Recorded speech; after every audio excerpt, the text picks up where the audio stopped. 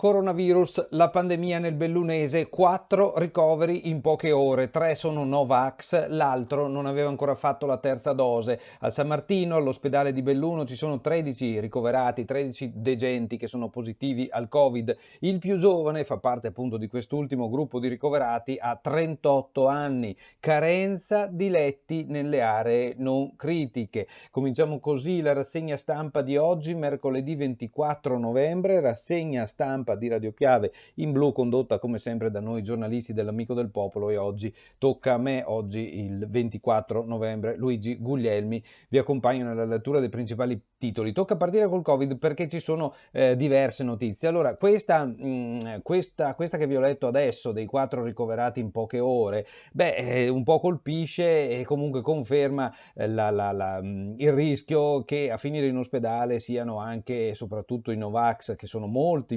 meno rispetto alla tantissima popolazione vaccinata, però hanno dei rischi in più, quindi insomma in ospedale la loro presenza si vede, insomma, a questo punto, no? Balzo in avanti dei ricoveri nelle strutture ospedaliere bellunesi, dice Paola Dallanese. L'aumento dei casi positivi in provincia ieri contava 578 contagiati e 1069 persone in quarantena, sta mostrando i suoi effetti anche in ospedale. Le strutture sanitarie del territorio infatti finora non hanno sofferto troppo il numero esiguo di ricoverati Covid positivi, ma da ieri si registra un'inversione di marcia. La quarta ondata epidemica, che in altre realtà venete è già arrivata con prepotenza riempiendo le stanze degli ospedali, sta arrivando anche in montagna. Ecco, io vi lascio andare a vedere l'articolo nel dettaglio e noi ci fermiamo qui, anzi vi leggo l'ultimo paragrafo perché contiene delle notizie di utilità pratica. L'azienda sanitaria procede intanto nella campagna vaccinale. A ieri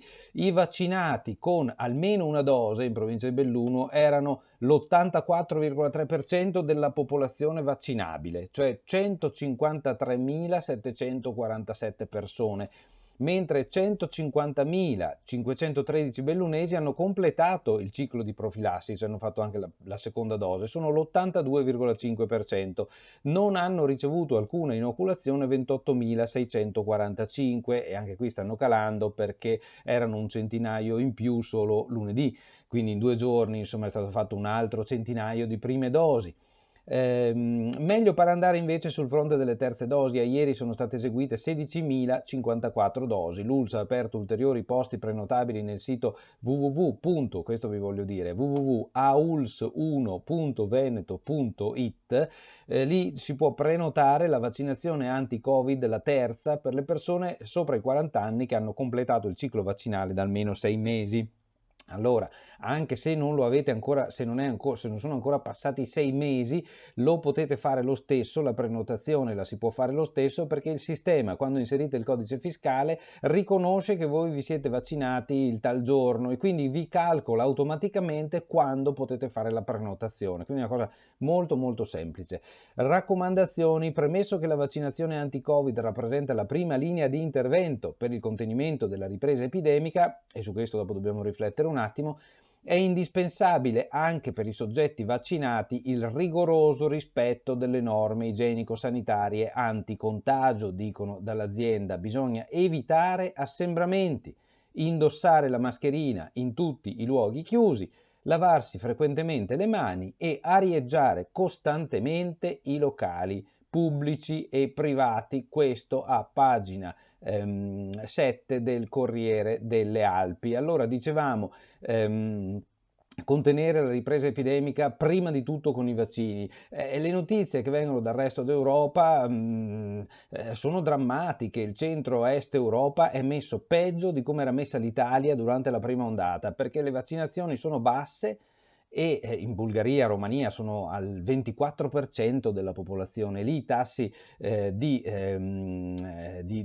contagio sono elevatissimi e anche il numero di morti è spaventoso. Ci sono delle zone dove hanno 2000 morti al giorno, quindi peggio di quello che accadeva in Italia nel peggior momento, ecco.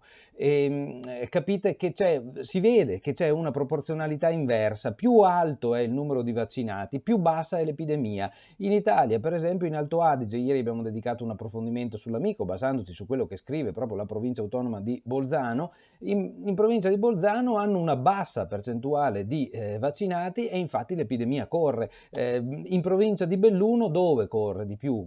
In Comelico dove è più bassa la quantità di vaccinati. La proporzione è evidente, non sono idee. Qui c'è un altro articolo che sarebbe bello andare a vedere perché è un'intervista al professor Crisanti, tamponi rapidi inaffidabili, lo dissi in tempi non sospetti. Il fatto è che adesso anche a livello europeo ci sono è stato riconosciuto insomma che la sostanziale inaffidabilità dei tamponi rapidi, per cui effettivamente Crisanti sembra che avesse ragione e su questo anche era stata fatta una buona parte della battaglia, diciamo così, con Luca Zaia, presidente della regione, prima l'innamoramento tra i due, poi la discordia, insomma, questo così è andata. Allora, in prima sul Corriere delle Alpi, sempre legato ai vaccini, c'è il titolo "Piste a numero chiuso, pronte le nuove regole salva sci". Discussione sulle linee guida, funivie aperte anche in arancione ma con ski pass limitati. Poca neve comunque, purtroppo, sulle Dolomiti bellunesi. Gli impianti rinviano il debutto previsto per sabato. Impianti da sci a numero chiuso se la situazione epidemiologica dovesse peggiorare. Il governo Draghi pone i paletti per una riapertura. Si prevede in zona rossa e arancione che qualora gli impianti restino aperti si valuti il numero degli ski pass contando giornalieri, settimanali e stagionali. Le linee guida varate dalla conferenza delle regioni saranno discusse oggi dal governo e domani il decreto potrebbe diventare operativo. Allora vedete, si parla di limitazioni consistenti nelle zone rosse e arancione.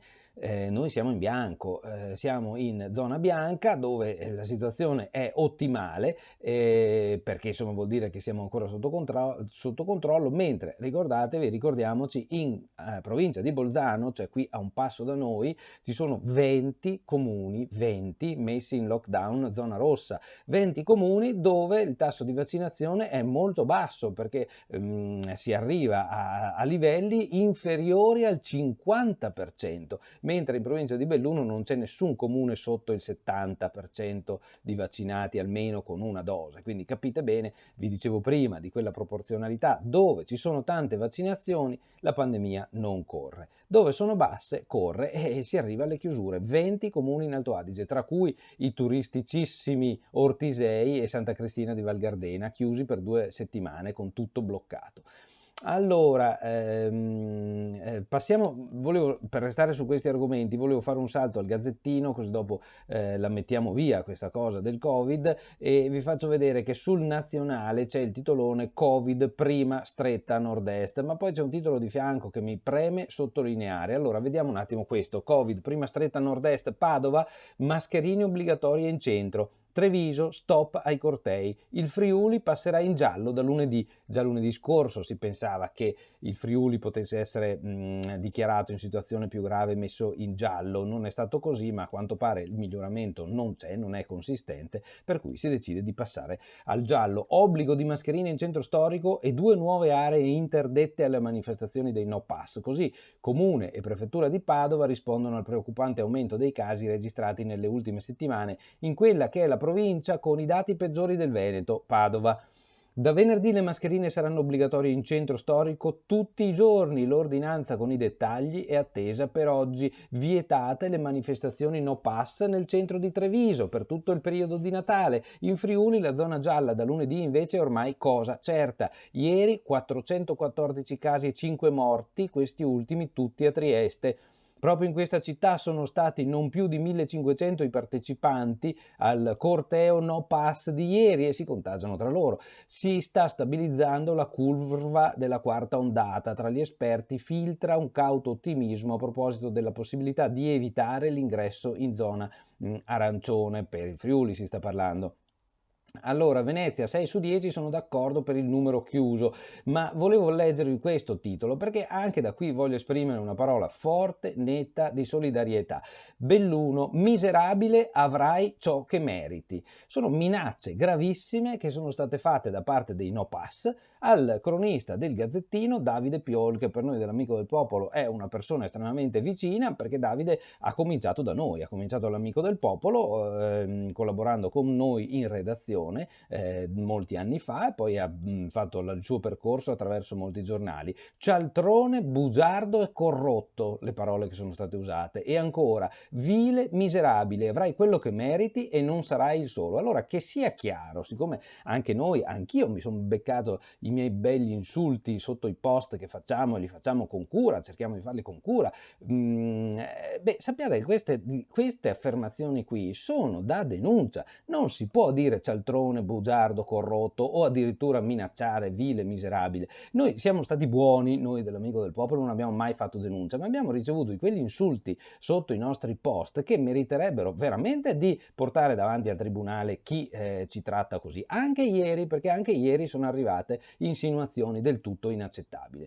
Va bene, leggiamo. L'avvertimento e gli insulti sono una parte dei tanti comparsi nelle ultime ore su Facebook contro il giornalista collaboratore del Gazzettino di Belluno Davide Piol. Da mesi, scrive un'altra utente, direi un anno, sul tema Covid, sempre pronto a costruire tesi denigratorie e contro chi si oppone al pensiero unico. Dopo la testata Selvaggia Lucarelli a Roma, le urla e gli insulti contro Marzia Pretolani di Telenuovo a Padova, tocca alle minacce. Bene, Zambenedetti che firma: caro Davide Piol e caro Gazzettino, vi siamo vicini, solidali con Davide Piol e contro questa tendenza a tradurre in violenza una contrapposizione, tra l'altro, che numeri alla mano, insomma, non si basa su nulla, per cui veramente crediamo di poter continuare ad avere il pieno diritto di dire le cose per come la scienza ci sta mostrando che sono.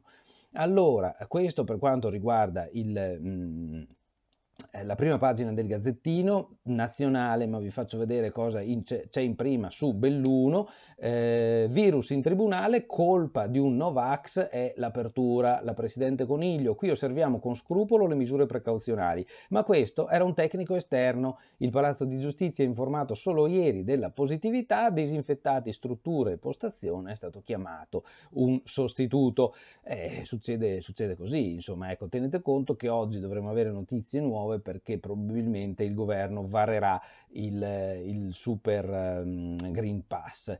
Va bene, altri titoli su questa prima, poi vediamo quelli con cui apre il Corriere delle Alpi. Allora, sotto la testata in piccolo l'allarme: bullismo in crescita con la DAD, la campagna di polizia ed Spar. Il personaggio Oli, col punto di domanda, sapete che è il nome d'arte del cantante pontalpino, conquista Amadeus e un posto in prima serata al Festival di Sanremo. Carling, impresa della nazionale cortinese, battuta la temuta Scozia. Noi andiamo avanti. Sanità è un'odissea per recuperare una visita, prenotare una visita attraverso il CUP, un'impresa o quasi. A raccontare l'odissea un lettore che per giorni ha chiamato lasciando un messaggio in segreteria ma senza essere richiamato. Il virus ha complicato la gestione, ha ammesso l'ULSS. Qui voglio ricordare che l'ULSS ha messo a disposizione la possibilità di prenotare una chiamata col CUP per fissare la visita, e questa prenotazione, che sembra un paradosso, prenotare per prenotare, però la situazione è grave e questa si sta rivelando una soluzione efficace, ve lo posso dire perché l'abbiamo provato in famiglia noi. Funziona, anche noi abbiamo chiamato e non siamo mai stati richiamati, però con quest'altro sistema abbiamo risolto subito il problema. Olimpiadi, Zaia scettico, Ghedina conta sul metodo Morandi, fatto sta che la variante sembra che non sarà finita per il 2026, è il colmo, no? Non sarà pronta nemmeno per le Olimpiadi 2026 la variante di Cortina, se ne ragionava già per i mondiali di quest'anno. Il timore, o probabilmente la certezza, è stata espressa dal governatore Luca Zaia, più ottimista il sindaco Gianpietro Ghedina, che spera in un modello Ponte Morandi. Feltre, abusi sulle donne nascosti dal virus, violenza contro le donne, gli interventi nel Feltrino. Sapete perché ne parliamo? Se ne parla sui giornali perché domani è la giornata mondiale contro la violenza sulle donne. Dunque, Gli interventi nel feltrino sono rimasti stabili tra il 2019 e il 2020, ma c'è stata una riduzione dell'11% di nuove donne che si sono rivolte al centro antiviolenza. La pandemia ha gettato un'ombra sul fenomeno, che resta un'emergenza, e proprio perché l'attenzione va mantenuta alta, il Comune di Feltre ha organizzato una serie di iniziative di sensibilizzazione. I bellunesi che hanno onorato la provincia, festa Lamon, sarà Lamon l'11 dicembre a ospitare la 21esima edizione del premio internazionale Bellunesi che hanno onorato la provincia in Italia e nel mondo. Organizzato da Provincia, Bellunesi nel mondo, Rotary Club, i premiati sono il gelatiere Fausto Bortolotti, il matematico Massimo Fornasier, l'archeologo Paolo Forlin, il musicista Ivano Battiston, i volontari Dino Bee e Camargo Ronchi, la dottoressa Giustina De Silvestro. Qui c'è un errore, non è De Silvestri ma è De Silvestro.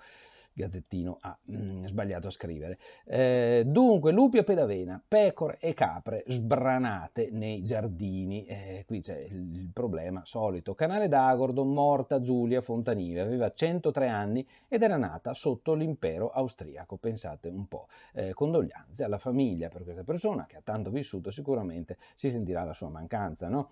ACC, operai prudenti, abbiamo avuto troppe delusioni. Un Natale di speranza per i 300 di Mel, domani i parlamentari bellunesi al Mise. Al Pago Università Spert, primi contatti con Padova, salto alla prima del Corriere delle Alpi di cui vi avevo letto solo qualcosa. Per quanto riguarda la CC, la foto è proprio la foto centrale del Corriere delle Alpi, il titolo è l'opposto di quello del Gazzettino. Tra gli operai di ACC si è riaccesa la speranza, quindi torna la fiducia tra i lavoratori della CC di Mel dopo le notizie della presenza di 3 gruppi interessati all'acquisto del sito zummellese, rese note lunedì al Mise, al Ministero. Ieri all'assemblea svoltasi sul piazzale della fabbrica, la luce della speranza è tornata a brillare negli occhi dei dipendenti e dopo tanti giorni bui finalmente torniamo a credere che qualcosa di positivo possa succedere anche per il nostro stabilimento. Gli altri titoli: disagi a Belluno perché il ponte Bailey, che è chiuso per manutenzione,